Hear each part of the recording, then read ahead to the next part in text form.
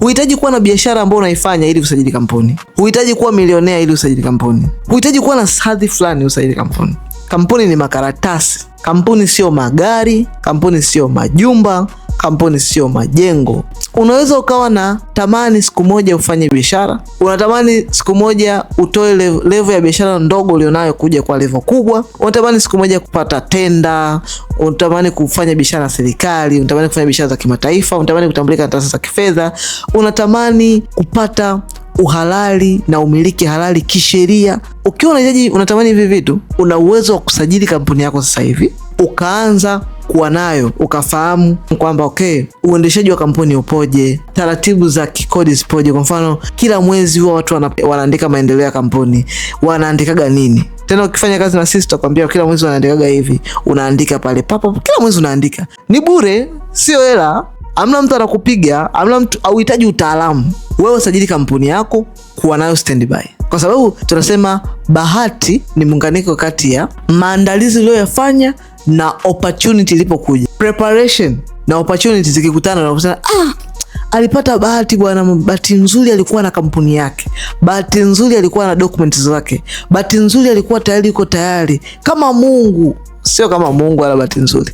Wewe sajili kampuni yako, kuwa nayo. Kaa nayo hata miaka 5, ufanye chochote unakuwa nayo. Hamna mtu anakupiga, hamna mtu anakudhulumu, hamna mtu atakufuliza chochote.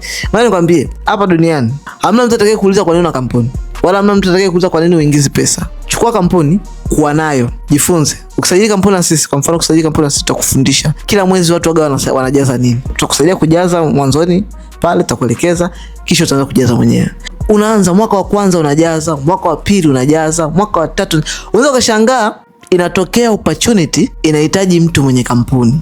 Wewe uhitaji kuwa eti ndio uanze kukimbizana, Michael, mambo vipi Michael? Naomba usajili kampuni na kuonaga kwenye social media. Wewe sajili kampuni yako, tulia nayo. Kama mtu unaweza kununua gari ukakaa nalo ndani na likakuozea, kwa nini usajili kampuni ambayo haiozi, ni karatasi na mifumo tu? Usijikute umekaa hapo umezubaa mpaka unazeeka. Wewe watoto wako wanakuja kukuuliza, daddy, mami, wewe si ulikuwa kabisa yani una access na social media na nini, ulikuwa unamuonaga huyu jamaa, mbona wewe uko hivi? Yani unazubaa hapo, hamna option.